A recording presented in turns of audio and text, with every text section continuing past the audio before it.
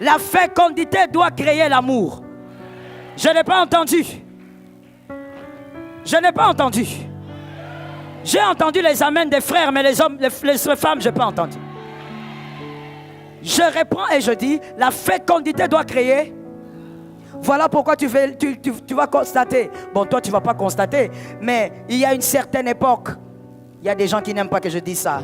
Quand je dis ça, oh my God, j'ai envie de dire, Joël, tu es intraitable. Il y a des gens, quand je dis ça, ils me massacrent sur les réseaux. Mais je veux quand même le dire. Il y a une certaine époque, elle était aussi une belle époque. Elle n'était pas laide. À cette époque-là, mon frère, comme Mobutu, il aimait bien ascenser sa femme. Il aimait bien que les gens célèbrent sa femme. Alors les hommes avaient une certaine mentalité. Ces hommes-là ont disparu. C'est votre génération qui a remplacé. Génération façon.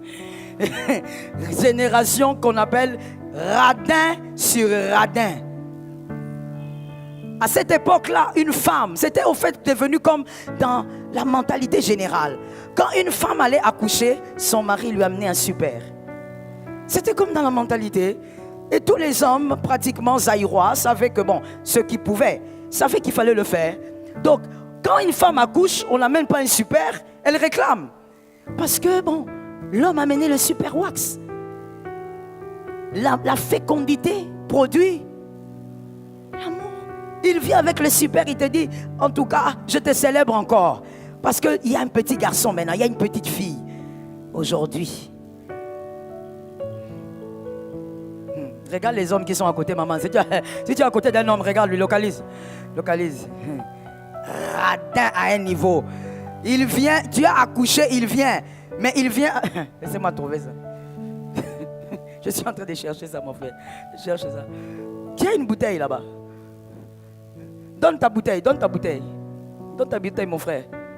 Ah, Seigneur, qui nous a fait ça? C'est quelle génération qui nous a fait ça? Je n'ai rien dit, hein. C'est toi qui as déduit.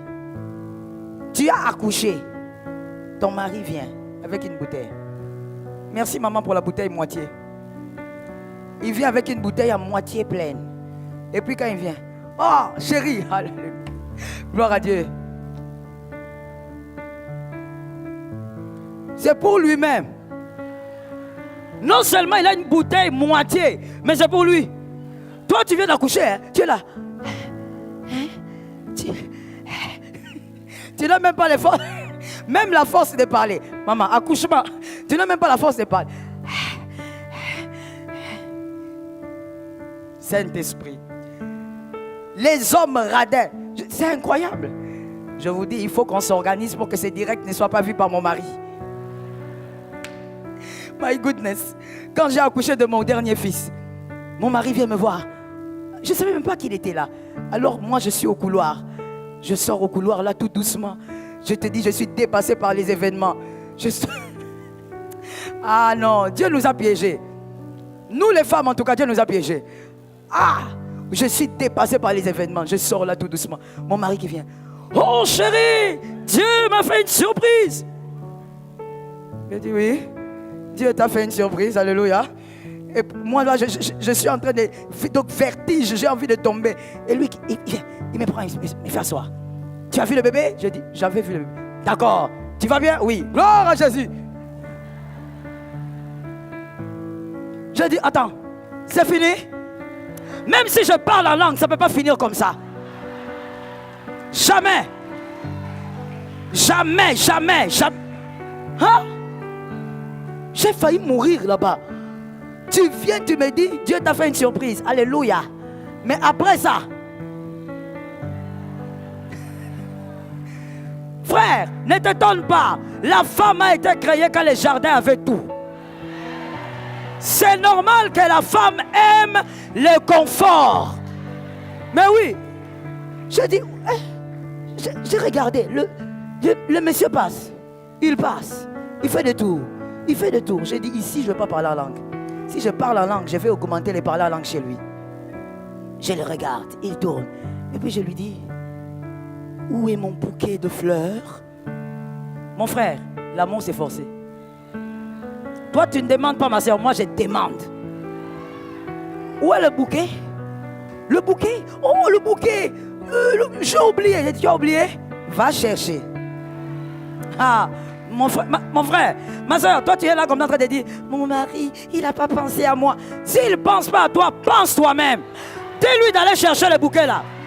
Qu'il aille chercher le bouquet. Qu'il sorte là-bas, il achète le bouquet. Je te dis, cette histoire-là d'être là comme ça, comme Cendrillon, tu attends, oh j'attends qu'il me fasse une surprise. S'il ne fait pas une surprise, impose-toi une surprise. Dis-lui, amène-moi le bouquet. Maman, on m'a amené le bouquet le soir. Tard. On m'a dit, voilà le bouquet. J'ai regardé et dit, ah, Seigneur éternel. Ah, les bouquets à cette heure ici. Non, la belle époque. Mon frère, arrête d'être radin. Lorsque ta femme te fait quelque chose de bien, et même si elle te cuisine un bon repas, donne un petit cadeau. J'ai pas entendu les frères. Donne un petit cadeau. Laisse-moi finir en te disant. Je tiens à vous parler de la valeur extraordinaire de nos épouses et de l'importance de montrer notre reconnaissance pour tout ce qu'elles apportent dans nos vies. La Bible nous enseigne de précieuses leçons sur ce sujet sacré. Proverbe 31, 10-11 nous rappelle qu'une femme vertueuse, qui la trouvera? Elle a bien plus de valeur que les perles. Le cœur de son mari a confiance en elle. Ces versets nous montrent clairement que nos femmes sont une bénédiction inestimable. Elles sont bien plus précieuses que des joyaux précieux. Il est essentiel que nous ayons confiance en elles et que nous les reconnaissions pour leurs vertus. Éphésiens 5, 25 nous rappelle, Marie, aimez vos femmes, comme Christ a aimé l'Église. Il s'est livré lui-même pour elle. Cela signifie que nous devons aimer nos épouses avec un amour inconditionnel, tout comme Christ aime l'Église. Lorsque nos épouses font quelque chose de bien, nous devons suivre l'exemple du Christ et leur montrer notre reconnaissance. Les petits gestes d'amour et d'appréciation renforcent nos relations. Proverbe 31, 28-29 déclare, « Ses fils se lèvent, et la disent heureuse, son mari se lève, et lui donne des louanges. » C'est une belle image de la reconnaissance que nous devons exprimer envers nos femmes.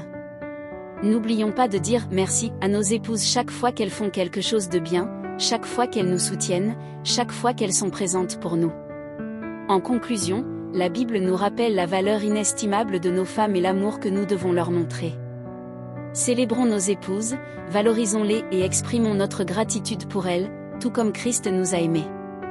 Par ces actes d'amour et de reconnaissance, nous honorons le plan divin pour le mariage et renforçons nos relations. Que Dieu vous bénisse et vous guide dans l'amour et l'appréciation envers vos épouses. Amen.